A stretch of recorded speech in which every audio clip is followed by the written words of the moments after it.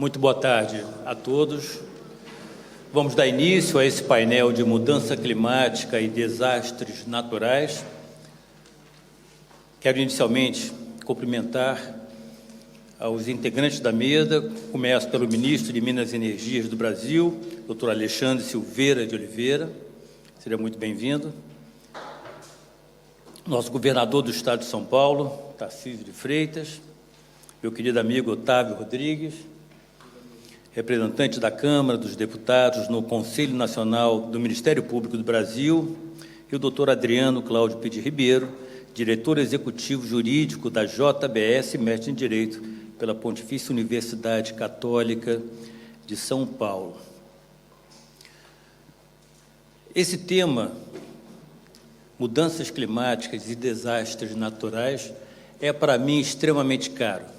Eu diria que é o tema que, nos próximos anos, e já começando de hoje, condicionará todos os demais temas, subjugará todos os demais temas da sociedade moderna. Eu diria que nós hoje, apesar da ciência vir alertando há muitos anos sobre os efeitos das mudanças climáticas, apesar disso, nós chegamos aos dias de hoje, e é possível afirmar, no ponto de não retorno. Nós não teremos como mais retornar a décadas atrás, quando ainda era possível desacelerar ou, quem sabe, até reverter o problema dos efeitos extremamente graves da mudança do clima no mundo.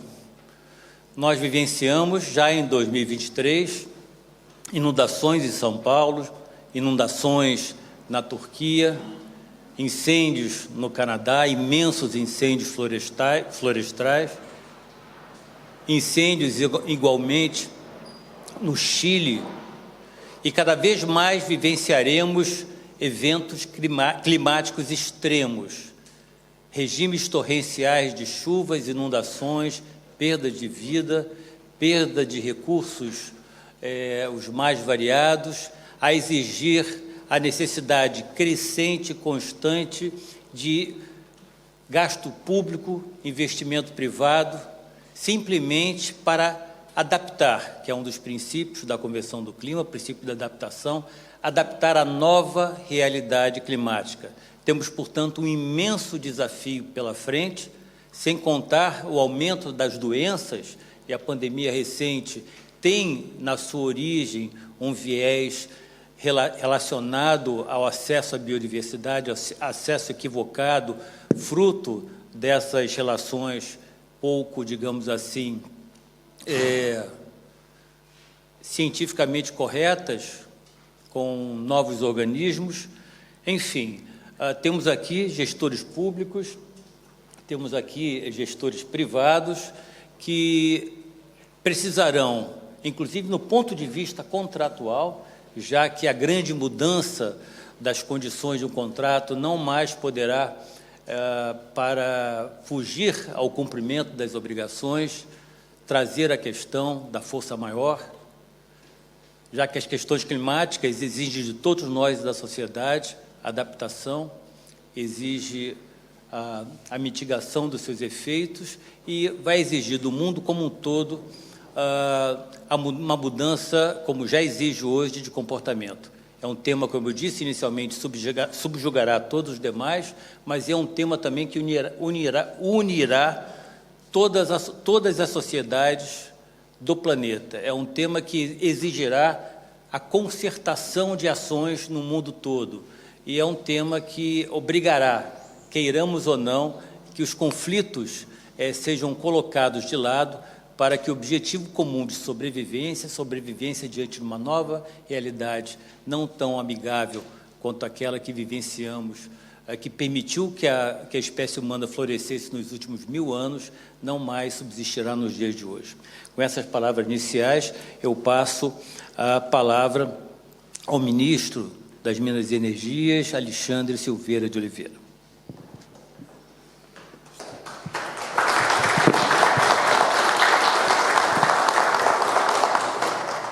Boa tarde a todos, a todas.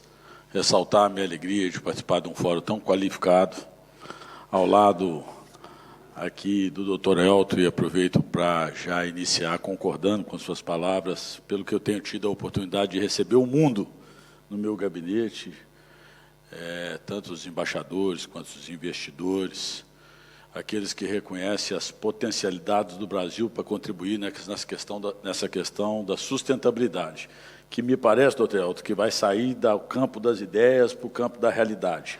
E o nosso grande desafio é conciliar desenvolvimento econômico consequentemente e necessariamente para nós, brasileiros e brasileiras, com frutos sociais, com a questão da sustentabilidade. E é plenamente possível se exercendo a boa política, a política do diálogo, a política da construção, a política da busca de sentar na mesa para poder discutir os problemas reais da sociedade e sair dos problemas que interessam apenas aos projetos de poder. Cumprimentar meu amigo, hoje, para a alegria de todos nós, governador de São Paulo, Tarcísio de Freitas, doutor Elton, que intermedia essa mesa, doutor Otávio Rodrigues Júnior, representante da Câmara dos Deputados, reconhecido por todos nós pelo seu talento e pela sua habilidade no trato da coisa pública, doutor Adriano Cláudio, diretor executivo, cumprimentar nosso sempre líder, sempre uma referência para todos nós, governador do nosso querido estado de Goiás, Ronaldo Caiado, o Hugo Leal, meu colega de partido do Rio de Janeiro, a minha equipe aqui presente, meus secretários executivos e os outros que nos acompanham. E aqui, primeiro, começar rapidamente, eu sei que o tempo é curto, mas trazendo uma palavra de otimismo com relação ao Brasil. Os sinais são claros, estava com o presidente Lula em Paris, e os sinais são claros da reação positiva da nossa economia nacional. O PIB cresce em torno de 2%, subindo muito com referência a 2022. A inflação dá sinais claros de queda e de queda consistente. O dólar também cai, o que nos demonstra uma possibilidade real de atrairmos mais investimentos em todas as áreas do Brasil. O nosso arcabouço fiscal caminha a passos largos para a aprovação, que será determinante no nosso crescimento.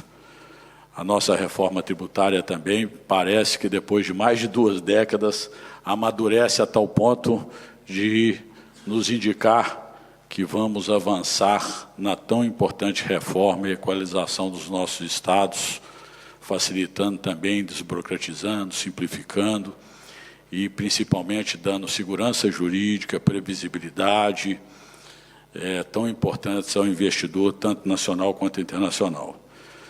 Sobre o que pode, a minha área em especial, o Ministério de Minas e Energia, contribuir com a questão da sustentabilidade, já é conhecido por todos a potencialidade do Brasil. O Brasil tem todas as qualidades, toda a pujança e todas as características para ser o grande protagonista da transição energética no mundo. E não poderia ser diferente. Nós ficamos esses 6 meses debruçados em fazer um planejamento estratégico, um planejamento sólido, consistente para que isso aconteça. E o primeiro e mais consistente passo, eu volto quarta-feira para o Brasil, para sexta-feira estar na B3, onde o ministro Tarcísio esteve diversas vezes para anunciar boas novas ao Brasil, para poder fazer o maior leilão de linhas de transmissão já feito no país. Nós temos um planejamento de fazer 60 bilhões de linhas de transmissão de agora até março do ano que vem. 16 bilhões serão leiloados na sexta-feira. Linhas de transmissão que vão poder, sem dúvida nenhuma, destravar mais de 200 bilhões de reais de investimentos em energia limpa e renovável no Brasil, em especial eólica e solar, nas regiões, inclusive, mais pobres do país, a região do Mucuri, do Jequitinhonha, do norte do meu estado, Minas Gerais, e do Nordeste brasileiro. Nós caminhamos de forma muito consistente para nos tornarmos, digo mais uma vez, o grande celeiro, além de celeiro Caiado, da nossa vocação natural, para o agronegócio, para servir o Brasil como celeiro da humanidade na questão dos alimentos. Sem dúvida nenhuma, o Brasil, na transição energética, será o protagonista, até porque, além disso, nós estamos trabalhando fortemente, até porque os sinais são claros de que o mundo, como disse o Dr. Elton, vai deixar de discutir essa questão apenas no campo das ideias. Nós vamos partir para um ponto da valoração dessa questão energética. A guerra da Rússia com a Ucrânia trouxe de forma clara e inequívoca uma discussão extremamente importante aos países em desenvolvimento, às grandes potências, e aqueles em especial que têm as potências naturais que nós temos, que é a questão da segurança alimentar e a segurança energética para o mundo. E os avanços, além dessa questão das energias limpas e renováveis, vai além disso. Nós vamos lançar agora em julho, estaremos presentes com a presença já confirmada do presidente Lula, para 4 eventos na Amazônia brasileira. Nós vamos inaugurar a linha que liga Manaus a Parintins, linha de transmissão pronta, economizando 490 milhões de reais ao consumidor de energia brasileira, porque hoje esses 490 bilhões são gastos e pagos na nossa conta de desenvolvimento energético em óleo diesel, na CCC, que são 12 bilhões dos 35 bilhões da conta de desenvolvimento energético, são 12 bilhões em óleo diesel na Amazônia. Nessa mesma inauguração, nós teremos outro evento, que é lançar o maior programa de descarbonização do planeta. Nós faremos uma transição da energia exclusivamente a óleo diesel nos 180 sistemas isolados da Amazônia. Vamos dar um passo à frente e vamos lançar uma transição dessa energia para solar, outras biodiesel.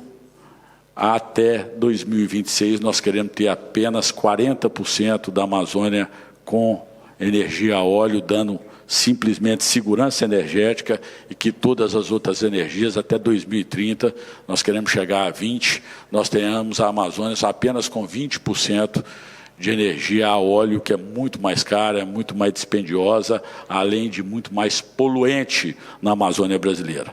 Nessa mesma data, nós vamos ter a alegria de, depois de 11 anos de entraves ambientais, nós darmos ordem de serviço para interligar o último estado dos 27 estados da federação ao nosso Sistema Interligado Nacional, ao nosso SIM, que é o estado de Roraima, Boa Vista. Nós daremos ordem de serviço para que a Eletrobras comece as obras do linhão, ligando Manaus a Boa Vista.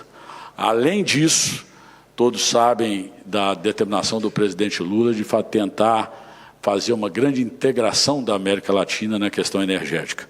Nós estaremos ali começando o trabalho de voltar a receber a energia de Guri, da Venezuela. É uma hidroelétrica extremamente em potencial. Essa energia era fornecida até poucos anos para suprimento do estado de Roraima, foi deixada de fornecer. Hoje, nós 3 usinas que fornecem energia para aquele estado, uma é a óleo diesel e as outras 2 a gás. E com a interligação, essa integração com a Venezuela, ela vai servir para o Brasil e vice-versa, mais do que simplesmente como suprimento para Roraima, porque é o que eu acabei de dizer. Como nós vamos interligar Manaus a Boa Vista, então nós vamos estar com o sistema interligado ao Brasil. Então, vai servir de suprimento. Todos nós sabemos que nós tivemos há 20 anos atrás uma grande crise hídrica com consequências graves de um apagão no Brasil. E há menos de 1 ano e meio nós tivemos à beira de outro colapso, que geraram muitos ônus, inclusive, ao consumidor brasileiro.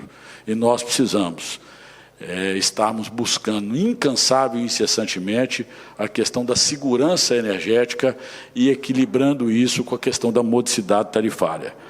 Portanto, estamos trabalhando fortemente. Outra questão, doutor Elton, que me parece, governador Tarcísio, extremamente concreta, é a questão de, literalmente, nós começarmos a armazenar nossa energia e contribuirmos com o mundo na questão da limpeza da matriz energética em outros países do planeta. Por quê? Porque nós já somos um exemplo de energia limpa e renovável. É importante esse dado, é importante que o Brasil, os nossos irmãos aqui de Portugal, compreendam o que a nossa matriz energética já contribui para a sustentabilidade internacional. Nós temos 88% da nossa matriz de energia elétrica limpa e renovável. E nós temos 50% da matriz energética geral, comparado com o mundo que tem 15%.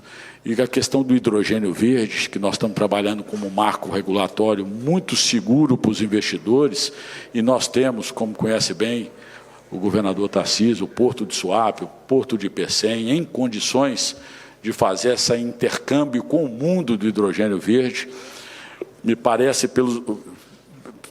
claro, até pelos subsídios dos americanos, os subsídios dos próprios de outras potências na questão do hidrogênio verde, que isso vai passar a ser uma realidade. E aí, nós todos nos lançamos um grande desafio, governador, doutor Otávio, que é a gente olhar para o Brasil com essa ótica do que o Brasil representa para o mundo do ponto de vista das energias limpas e renováveis e da sustentabilidade. Agora, isso não pode ter um preço, que é a manutenção e o status quo de uma realidade que nós devemos partir dessa premissa para poder termos a humildade de admitir essa premissa para poder avançarmos e construirmos a nação que todos queremos. Nós vivemos um país de extremas desigualdades, pobreza, ainda há miséria e fome no Brasil, e nós precisamos valorizar isso diante do mundo. Precisamos de dialogar com o mundo em pé, olhando nos olhos do mundo e buscando o equilíbrio entre o que a gente contribui com a humanidade na questão climática e entre aquilo que nós necessitamos tanto, que é melhorar a qualidade de vida da nossa gente. Portanto, muito obrigado, é a contribuição que eu venho a trazer e me coloco à disposição.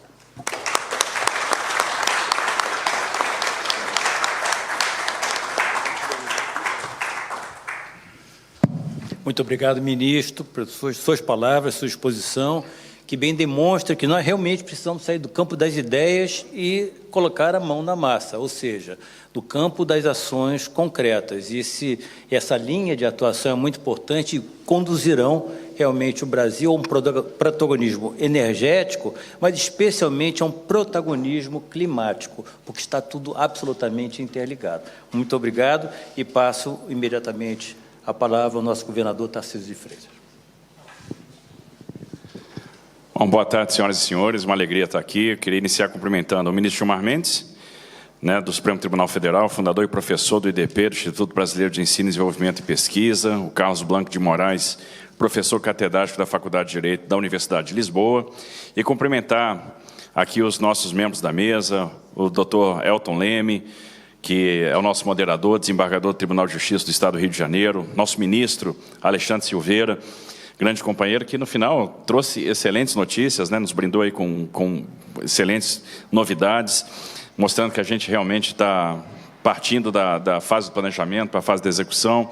O Otávio Luiz, que representa a Câmara dos Deputados do Conselho Nacional do Ministério Público, e o Adriano Pires, também diretor executivo da JBS, mestre em Direito pela PUC. É uma alegria estar nesse painel para falar de um tema fundamental, porque, de fato, as mudanças climáticas vieram para ficar. E os eventos climáticos extremos serão cada vez mais frequentes. A gente está passando por isso, sofrendo isso todos os dias. Vide aquilo que aconteceu em São Sebastião no início desse ano. E essas ocorrências têm sido cada vez mais frequentes. A estiagem no Rio Grande do Sul, são as grandes chuvas na região serrana do Rio ou no litoral norte de São Paulo. Enfim, nós temos os incêndios florestais no Canadá E, obviamente, isso tem que ligar, trazer o alerta para todos nós. Estamos trabalhando muito nisso. Em São Paulo, nós temos o compromisso Waste to Zero, né, que é zerar o carbono até 2050. Então, nós temos um plano de ação de mudança climática em elaboração, em execução. Um plano paulista de energia, que é o nosso PPE 2050, que foi lançado agora em maio, com diretrizes para incentivo de projetos de transição energética, né, de modo a reduzir as emissões de gás do efeito estufa no Estado. Então, são projetos que estão acontecendo com apoio da Invest São Paulo, com o financiamento da Desenvolve São Paulo. A gente tem procurado identificar esses projetos e fomentar financeiramente. Avançamos muito no que diz respeito à usina eólica, à geração de energia solar, geração fotovoltaica, né, com incentivos. E agora a gente está procurando potencializar a vocação do Estado. E o Estado tem uma vocação para a transição energética. É um Estado, por exemplo, que é líder no Brasil em cana-de-açúcar. Então, é um Estado que mais produz cana no Brasil. E da cana a gente tem aí vários potenciais. Da cana tudo se aproveita, é um grande exemplo de economia circular, porque você produz o açúcar, mas você gera o etanol, você moe de novo a cana, o bagaço, e tem o etanol de segunda geração. Da vinhaça você faz o fertilizante e ainda tem uma grande possibilidade de produzir biogás, de produzir biometano.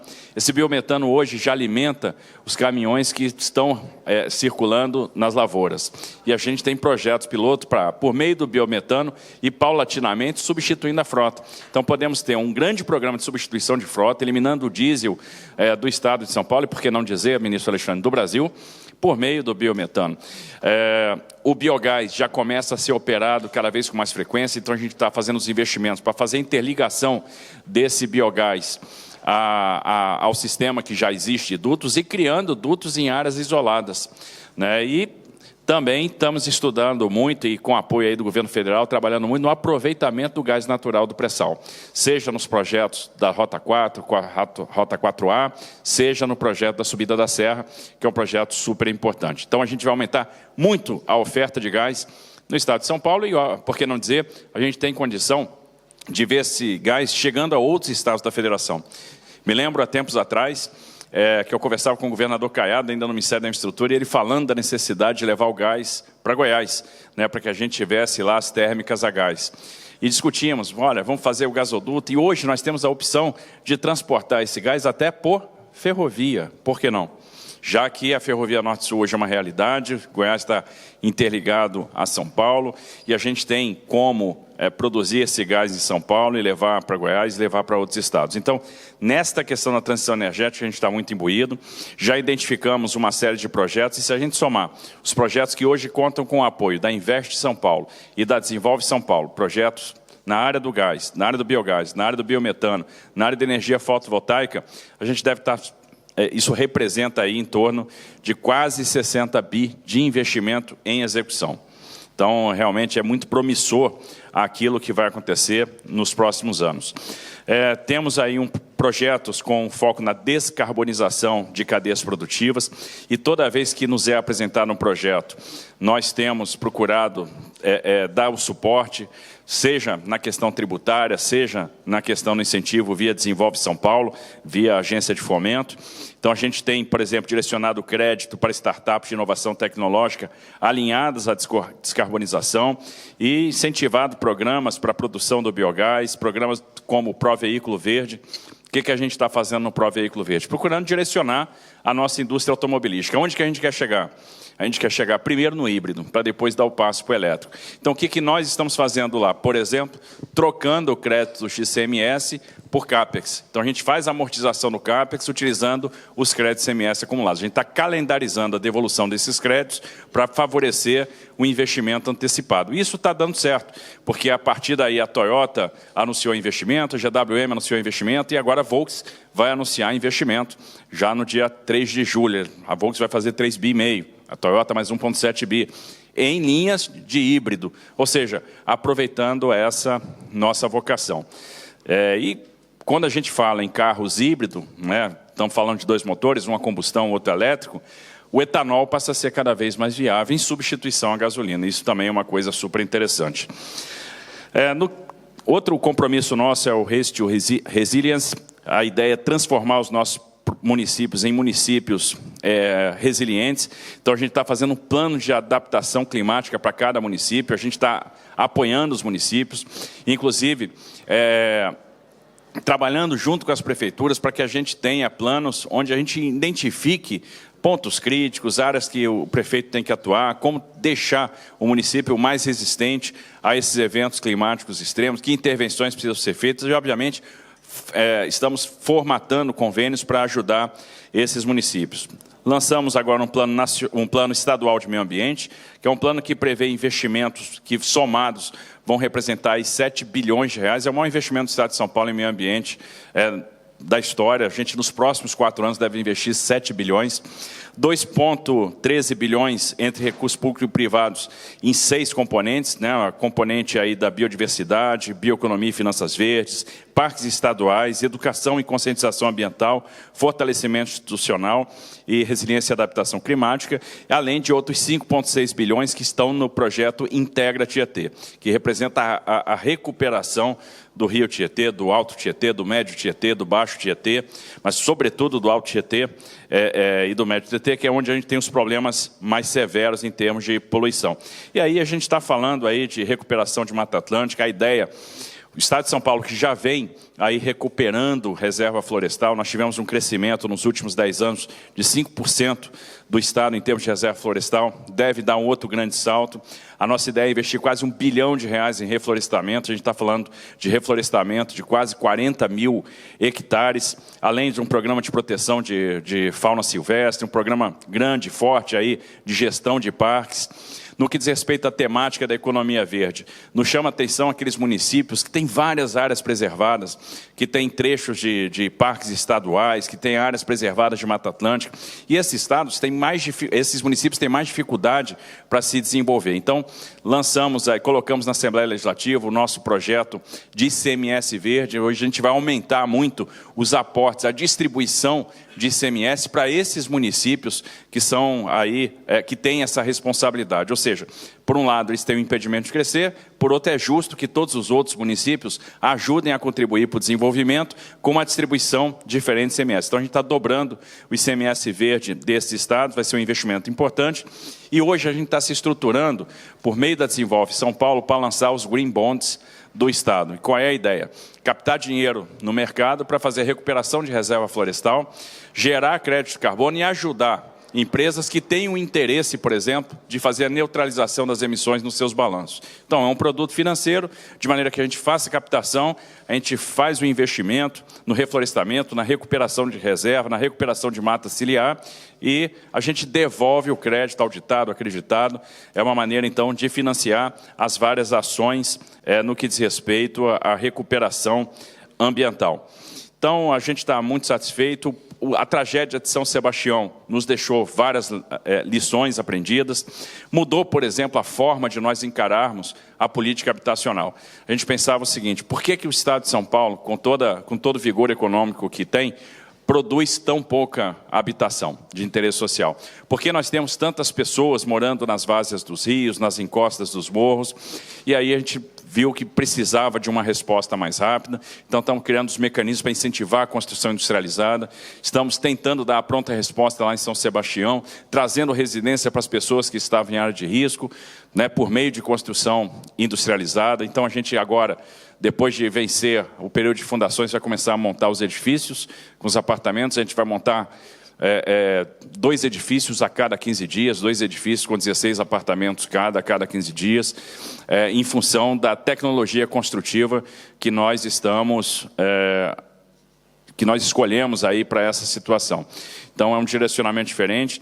Vamos investir muito em mais sistema de alerta, então nós vamos rever todo o parque de radares, tanto do Planalto quanto do litoral, para melhorar a eficácia, a acurácia das previsões, e vamos investir muito em sistemas de alerta. Fizemos aí com as empresas de telefonia uma rodada para que a gente tivesse à disposição o Cell Broadcasting já no final do ano. É importante que as pessoas possam receber o alerta pelo celular, mas de uma forma efetiva, onde eu tenho um sinal sonoro que só vai ser desligado quando a pessoa de fato vê o alerta e vai alcançar todas as pessoas, né, que estão no raio de abrangência de uma determinada antena, de uma determinada herb. Então, isso é muito mais eficiente do que o sistema que nós temos hoje, que usa mensagem via SMS, que está vinculado, no final das contas, ao DDD. Isso não funciona, isso ficou bem demonstrado. Estamos fazendo os treinamentos. Agora, recentemente, tivemos uma chuva forte lá em São Sebastião e tivemos uma facilidade para suspender aula, para evacuar a escola, para evacuar áreas de risco, para montar abrigo, para encaminhar as pessoas.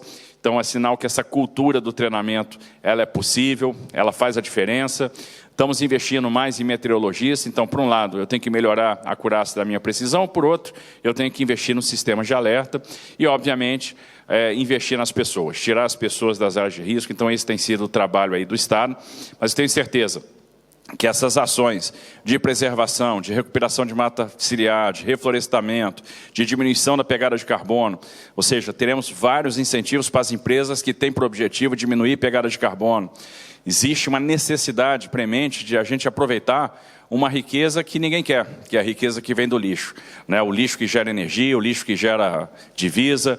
Então, estamos aí desenvolvendo um grande plano de gestão de resíduos sólidos e, obviamente, deixando uma série de ferramentas à disposição dos municípios que muitas vezes têm muita dificuldade para planejar e para se integrar nessa tecnologia ou para desenvolver projetos. Então, a lógica de desenvolver, de fato, regiões administrativas, regiões metropolitanas, onde a gente possa operar conjuntamente o resíduo sólido, o transporte, o saneamento, é fundamental. E, para finalizar, temos trabalhado muito a questão do saneamento básico, que é muito importante, tem uma série de externalidades positivas. Então, quando a gente tem defendido, por exemplo, o estudo de privatização da Sabesp, porque nós entendemos que a gente pode comprimir o tempo para a universalização da prestação de serviço, levando água mais barata e dando uma regularidade na prestação de serviço, aumentando a nossa cobertura no serviço de coleta e tratamento de esgoto. Por incrível que pareça, o Estado de São Paulo só tem 68% de cobertura. Pegar Guarulhos, que é o segundo município de São Paulo, tem 31%. Então, há um desafio grande no que diz respeito à universalização. E esse desafio vai ser vencido se tiver investimento. E esse investimento pesado virá se a gente conseguir botar mais capital privado no Estado. Então, a gente está absolutamente convencido disso. É um desafio que nós temos aí para os próximos meses, né, para os próximos anos. Então, obrigado aí pela oportunidade, uma satisfação estar participando desse painel.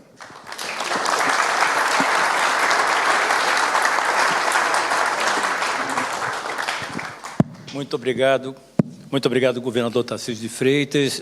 Realmente, os modelos, as práticas bem-sucedidas em São Paulo representam um modelo a ser seguido por todo o país. Isso é muito bom, especialmente a ideia da resiliência climática, né, abordando os municípios. Ou seja, são muitas frentes e eu tenho certeza que nós teremos aí um grande exemplo para todo o país de práticas bem-sucedidas no campo ambiental, climático e da sustentabilidade.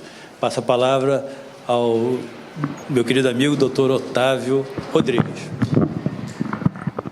Caríssimo presidente, desembargador Elton Leme, querido amigo, e um dos mais brilhantes e preparados magistrados brasileiros. É uma honra estar sob vossa presidência nesse painel. Senhor ministro, senador Alexandre Silveira, também querido amigo, uma alegria poder compartilhar esta mesa com Vossa Excelência, com tanta competência se desempenha em suas funções e especialmente no Ministério das Minas e Energia. Senhor governador Tarcísio Freitas, eu como professor da USP eu devo reverência hierárquica a Vossa Excelência, mas independentemente disso, respeito ao seu trabalho, e ao amigo Adriano Correia, que também representa o mercado aqui nesse painel, meus respeitos, minha admiração. Cumprimento a plateia, fazendo na pessoa do governador Ronaldo Caiado, que nos honra com a sua participação, meus eleitores aqui representados pelo queridíssimo deputado Hugo Leal, minha manifestação de respeito aqui ao Parlamento Brasileiro, e a muitos amigos que estão na assistência, o Alamiro Veludo, meu colega da USP, o professor Fernando Menezes, também querido amigo, a doutora Inês Coimbra, a Procuradora-Geral do Estado de São Paulo, José Marcelo Martins Proença, a doutora Adriana Queiroz, enfim, o desembargador Marcos Abraham, o Dr. Marfan Vieira, os pais fundadores do Ministério Público Brasileiro Contemporâneo. É uma alegria muito grande estar com tantos amigos neste evento organizado pelo professor Carlos Blanco de Moraes, o ministro Gilmar Mendes e o Dr. Sidney Gonçalves, a quem agradeço e reitero a honra de estar aqui nesta tarde. Eu estou cronometrando o meu tempo para seguir à risca os 30 minutos que me foram dados pelo Dr. Elton e evitar qualquer tipo de sobreposição em relação... Eu não entendi as risadas, mas tudo bem. Para evitar qualquer sobreposição em relação aos painéis subsequentes. E eu tive que fazer uma mudança de última hora em razão da presença do Padre Guerra. Eu mudei os títulos dos 3 capítulos da minha fala. O primeiro deles será Gênesis 1, 26 a 31, o segundo, Apocalipse 3, 19, e o terceiro, Samuel 7, 12. Padre Guerra, por favor, pode traduzir os versículos para a nossa assistência. O primeiro capítulo da minha fala, o Senhor disse: dominarás a terra e os mares, os animais e tudo que nela há. Foi através dessa promessa que nós fomos enganados e acreditamos que poderíamos fazer uso dos recursos que a terra possui de maneira ilimitada. Como resultado disso, com perigos relacionados à água, apenas à água, esses perigos estão no topo dos desastres naturais dos últimos 50 anos da Organização Meteorológica Mundial, resultando de números assustadores. Secas representando 577 mil óbitos, inundações 58 mil óbitos, eventos decorrentes de temperaturas extremas 50 mil óbitos. De 1970 a 2019, 3,47 trilhões de dólares de prejuízos relacionados a esses desastres. 91% dessas mortes em países em desenvolvimento. As tragédias resultaram no Brasil, na ordem de 1995 a 2019, em 333 bilhões de prejuízos, sendo que 2,9 milhões de domicílios afetados e 244 mil lares destruídos. Este é o saldo dessa destruição decorrente desses eventos climáticos. E estou aqui por 2 razões. Primeiro, porque houve um equívoco da organização ao me convidar como um professor de direito civil e não um professor de direito ambiental, embora o direito civil tenha criado o direito ambiental no capítulo dos direitos de vizinhança. Não nos atribuem por violação dos direitos autorais na criação, mas o direito autoral é um filho do direito civil. E a segunda razão, porque no Conselho Nacional do Ministério Público, juntamente com o querido amigo conselheiro Reinaldo Reis, nós presidimos uma comissão de prevenção de desastres e acidentes naturais, e é esta a razão de eu estar aqui. Então, nesse primeiro capítulo, temos, portanto, um problema que foi, de algum modo, tangenciado na fala do ministro Alexandre Silveira. Esses desastres também encontram na sua raiz uma causa que não foi prevista nem na Bíblia, nem nesses estudos: a imensa desigualdade social e miséria humana. Não é à toa que há uma profunda correlação entre esses desastres e as assimetrias econômico-financeiras. Eles não ocorrem por mero dolo, por mera vontade, por uma exploração desenfreada dos recursos, mas por ignorância e pobreza. Não é possível combater esses fenômenos sem o combate a essas causas. Passo para o segundo capítulo da minha fala. Vamos tratar agora de Samuel 7,12, Ebenezer, até aqui nos ajudou o Senhor.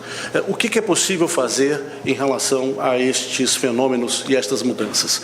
Nós temos basicamente uma mudança e aqui vou deslocar um pouco a fala para uma questão sociológica. Nós temos uma mudança que foi percebida nos anos 80 por uma série de estudiosos, especialmente influenciados pela escola de Frankfurt, de que a categoria trabalho, que tanto une Max Weber quanto Karl Marx como forma de explicação da sociedade, ela deveria ser suplantada. E alguns ditos pós-marxistas focam-se no conceito de risco. A sociedade seria explicada pelo risco. O acidente nuclear de Chernobyl foi talvez o grande ponto de virada nesse aspecto. Não havia mais a proteção ditada pela classe econômica em relação aos desastres naturais. todos passávamos a ser vítimas em potencial desses danos ambientais. O leite contaminado pela radiação de Chernobyl era consumido por ricos e pobres. Nesse sentido, é necessário ter uma mudança de atitude também baseada na compreensão de que o risco é hoje transversal.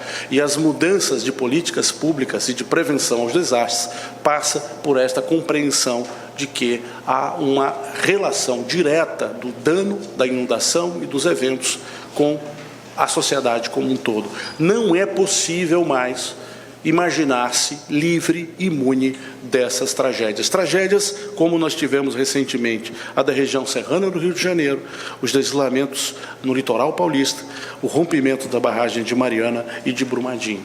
Não há uma seletividade das vítimas nem das consequências econômicas desses riscos. E o último capítulo da minha fala, Apocalipse 3:19. Eu repreendo e admoesto aqueles que amo. Em síntese, quais as atitudes que podem ser tomadas? No Conselho Nacional do Ministério Público, estamos desenvolvendo, através desse grupo de trabalho, um mecanismo que permitirá, em algum momento, muito brevemente, espero eu, a aprovação de uma resolução ou de uma recomendação que institucionalize a atuação do Ministério Público cooperativa, resolutiva e não policialesca, para que essas políticas de prevenção aos desastres sejam implementadas como parte da organização administrativa no centro do principal núcleo dos problemas, que são os municípios. Reduzir ações civis públicas, que muitas vezes são propostas ex post aos problemas, ou mesmo algumas recomendações que são tomadas ex ante, mas que têm baixa eficácia. Nós não podemos esperar para que os desastres ocorram em épocas do ano, que nós já sabemos quais são, sem que determinadas políticas, basicamente ligadas a saneamento básico, a prevenção no âmbito de exploração mineral, a controle de elementos que são conhecidos como causadores de danos recorrentes, ao menos esses devem ser objeto de algum nível de atuação organizada, previsível e efetiva por parte do Ministério Público, e que, por meio de uma resolução ou de uma recomendação, nós consigamos organizar essa atuação com base no marco legal que preexiste. Basicamente, a ideia é tornar essa atuação previsível para os gestores públicos e uma atuação colaborativa, aproveitando essa grande capilaridade do Ministério Público, a sua função constitucional, que é magnífica, que já desde os anos 80, e o Ministério Público está à frente desse processo, através da Lei da Ação Civil Pública, através de mecanismos coletivos de proteção, de prevenção a esses desastres naturais. E, portanto, concluindo a minha exposição, dentro dos 30 minutos que me foram concedidos, faltam apenas 1 minuto e 70 segundos dentro do tempo. Nós entramos aqui num loop físico, né? E os 30 minutos passaram, penso eu, muito rápido, né? Temos como conclusão a necessidade de uma compreensão de que o risco ele é multifatorial e ele é multivitimizador. A percepção disso fará com que nós não adotemos políticas que são quiméricas, que ignorem a realidade econômico-social, mas que também nos mantenham em uma realidade de inércia. O professor Elton muito claramente colocou a ideia do ponto de não retorno, e é através dessa perspectiva que muitos países da Europa estão judicializando ou juridificando o problema do risco ambiental. Este é um debate que já chegou ao Brasil, mas que precisa ser organizado pela academia de uma maneira clara e não sectária. Segundo, nós temos uma ideia muito clara de que a nossa condição de país em desenvolvimento nos coloca na linha de frente dessas soluções. Eu fiquei muito feliz de ouvir aqui também das falas que me antecederam, a ideia de que o Brasil tem um lugar muito específico, e ele tem de cobrar essa posição ligada à sua condição de um país com a natureza, com peculiaridades próprias que não foram afetadas até então por uma série de razões históricas, e que não nos podem ser cobrados resultados em igualdade de condições a outros países do mundo. E, finalmente, há muito o que ser feito por meio da colaboração de políticas públicas e de agentes públicos, como esta mesa aqui muito bem representa e chama todos nós a esta responsabilidade. É hora de favorecê-los com o meu silêncio. Muito obrigado.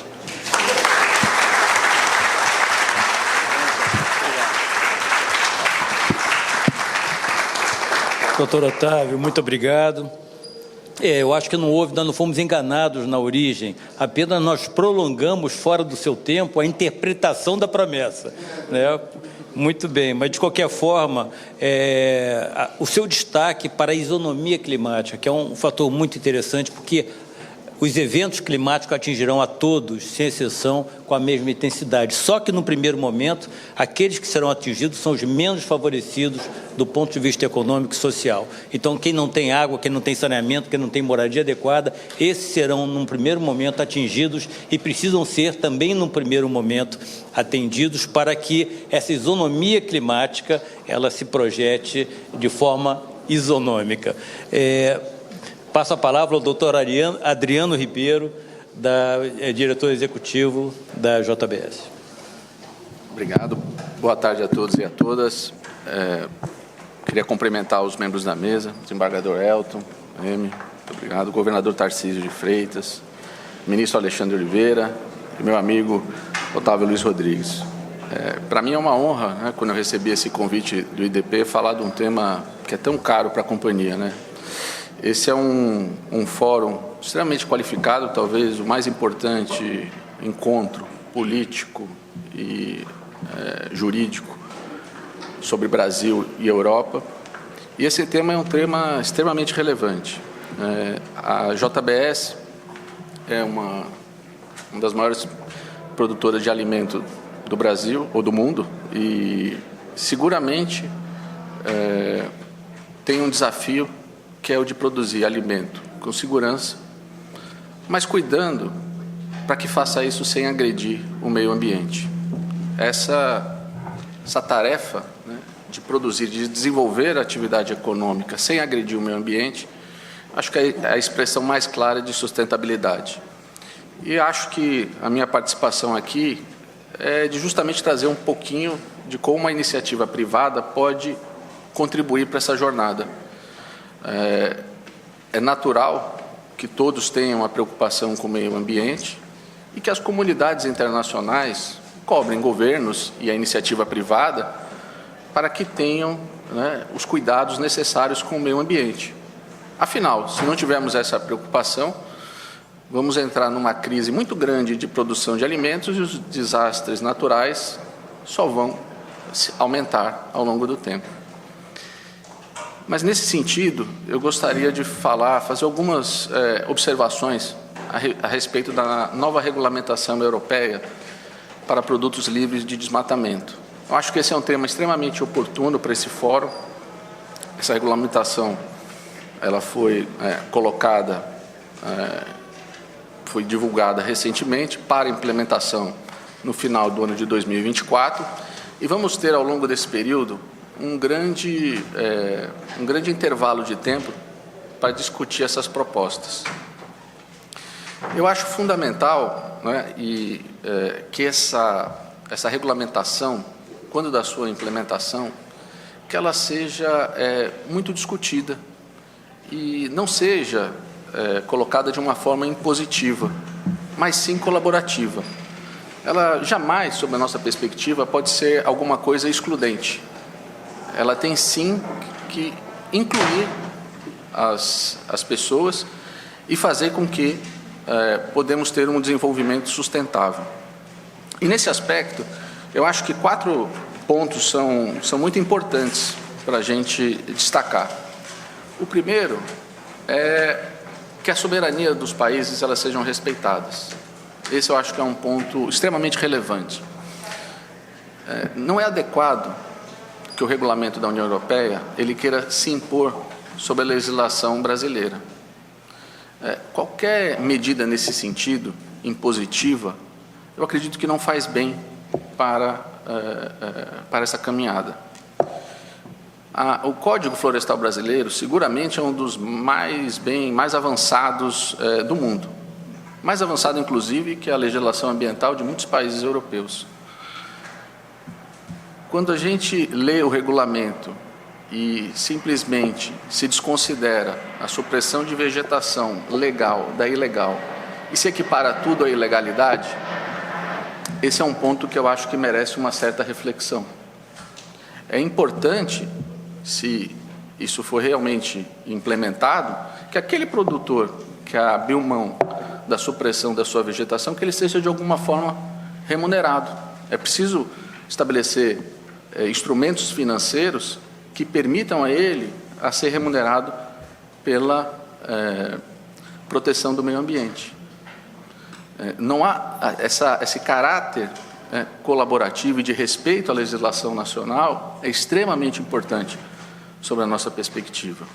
Mais uma vez, não se está aqui questionando os objetivos, mas sim quais os instrumentos adequados a serem utilizados, sempre com muito diálogo. Eu acho que esse é o principal ponto. Todas as iniciativas que nós vimos aqui, sempre uma palavra foi muito dita, que é essa participação colaborativa. O segundo ponto é o caráter impositivo, né, do regulamento. Eu acho que quando um regulamento como esse é colocado de uma forma unilateral, ele simplesmente estabelecendo um marco do dia 30 de dezembro de 2020 para cá, isso realmente não é salutar para a implementação desse regulamento. O que dizer, né, dos países que preservaram suas florestas ao longo de todo esse tempo e não tem nenhuma contrapartida com relação a isso, dos países que tiveram uma intensa devastação florestal nos últimos anos? Eu acho que esse equilíbrio é que precisa ser discutido antes da entrada em vigor deste regulamento. Um terceiro ponto que eu acho importante é o sistema de avaliação de risco previsto neste regulamento. Esse regulamento ele analisa os países, as regiões e classifica como alto, baixo ou padrão. E esse regulamento vai exigir mais ou menos due diligence para que se comprove a entrada de produtos dentro da comunidade europeia. Isso precisa ser analisado realmente com grande cuidado, em primeiro lugar, porque, citando como exemplo, hoje nós temos no Brasil mais ou menos 2,5 milhões de fazendas produtoras de bovinos. Desse universo de fazendas, apenas 1.300 produzem gado para exportação para a Europa. Colocar todos no mesmo pacote não nos parece adequado. É importante a discussão com relação à regionalização dessas áreas de risco, para que seja feita de maneira criteriosa. Um quarto ponto, que eu acho que talvez seja o mais importante, é o caráter punitivo. E aí eu faço menção a um projeto da JBS, que nesse mês foi premiado pelo um dos mais importantes institutos, que foi prêmios que foram divulgados, que é o Melhores ESG da revista Exame. Eu estou falando dos escritórios verdes. Em 2 anos, nos últimos 2 anos, a JBS apoiou a regularização de 6 mil fazendas produtoras de gado. Nós assumimos diversos compromissos com órgãos do Ministério Público para a produção de carne dentro de um ambiente sustentável. Mas muitos pecuaristas tinham dificuldade de se adaptar às exigências e aos regulamentos, não por qualquer outro motivo, mas falta de conhecimento técnico ou, eventualmente, de capacidade de investimento. Nós poderíamos ter uma postura de simplesmente dizer, olha, não vou comprar mais gado de você. Mas essa realmente não seria a melhor solução. Uma solução excludente, que quer se afastar do problema, não é a melhor solução. O que esses produtores precisam é de apoio para se adequar e, nesse diálogo, se demonstrar que a atividade econômica de maneira sustentável ela é benéfica para todos. Durante esses 2 anos, esses pequenos produtores e grandes produtores tiveram assessoria técnica gratuita para se adaptar e linhas de financiamento para poder regularizar as suas fazendas. Isso é extremamente gratificante para a empresa, porque a gente passa a ser parte da solução e não criar bloqueios. Eu acho que esse caminho que vai ser trilhado agora, daqui até a implementação desse novo regulamento, ele tem que ser trilhado em conjunto. Temos que acabar com as distâncias. Eu acho que a comunidade europeia ela tem que de alguma forma buscar mecanismos de diálogo com o país. Eu acho que esse vai ser um dos principais pontos. O simples boicote, acho que como o Luiz Otávio colocou bem, ele simplesmente afasta o pequeno produtor, ele aumenta as resistências do pecuarista, das famílias que vivem dessa atividade, e ele pode efetivamente resultar num resultado adverso, né? Essas pessoas, elas, ao invés de proteger, vão ter um impacto social muito adverso. Então, esse ambiente colaborativo para nós é fundamental. Então, só concluindo, eu acho que é fundamental, daqui até a entrada em vigor no final de 2024, que a gente qualifique esse discurso. É preciso, sim, uma troca de experiências, criar mecanismos efetivos, né, de remuneração para quem protege o meio ambiente, para o produtor rural, para aquele produtor que segue a nossa legislação. Esses mecanismos são fundamentais para que possamos percorrer essa jornada de maneira colaborativa. É claro que esse regulamento europeu, ele ecoa, né, por outros países. Já temos regulamentos em andamento com os Estados Unidos, com a China, com o Reino Unido, e é crucial que tenhamos o mesmo compromisso com o desenvolvimento socioeconômico sustentável, mas com base em critérios justos e inclusivos.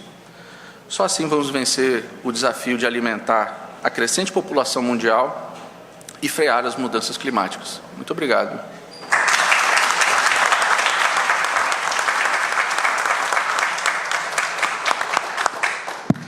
Muito obrigado, doutor Adriano Ribeiro. Outro dia eu estava num congresso internacional que discutia a questão do Rule of Law, a questão ambiental, enfim. Eu estava ali e eu estava vendo as mesmas pessoas que se reuniam há muitos anos falando sobre os mesmos temas, e quero aqui aproveitar e cumprimentar o ministro Gilmar Mendes, exatamente por essa imensa iniciativa de nos trazer, congregar ideias, congregar pessoas e dar uma invulgar contribuição para o mundo jurídico-político do Brasil e Portugal. Muito obrigado, ministro Gilmar. Mas, como eu estava dizendo, então, vendo as mesmas pessoas, anos após anos, discutindo dos mesmos temas, e eu comecei falando que, e ali uma comunidade internacional, que o Havaí reúne todos os recordes mundiais de extinção de espécies, de aves, de répteis. As pessoas não sabem disso. E nós estamos ali, ano após ano, discutindo os mesmos temas, os mesmos princípios, e a extinção estava acontecendo ali, diante dos nossos olhos. Está acontecendo hoje, vai acontecer amanhã e no dia seguinte. Então, o que de fato nós estamos fazendo ali, discutindo? Então, esse painel me deu muita alegria, porque aqui nós, digamos, passamos ao largo do debate propriamente conceitual, porque nós já temos ciência, temos informação, temos dados, temos tecnologia, temos recursos, temos legislação, temos Constituição, nós temos todas as ferramentas que precisamos hoje para avançar no tema climático, no tema energético, no tema socioeconômico, no que diz respeito ao atendimento às populações mais carentes. E esse painel me deu muita alegria, vendo aqui o ministro Alexandre Silveira, o governador Tarcísio de Freitas, Otávio Ribeiro, Otávio Rodrigues, Adriano Ribeiro, abordar temas concretos, ações concretas, linhas de ação que vão contribuir de forma decisiva, de forma objetiva, de forma real, para transformar a realidade de um modo, digamos assim, ambientalmente mais ameno para todos nós. Muito obrigado a todos os participantes dessa mesa e declaro encerrado o presente painel.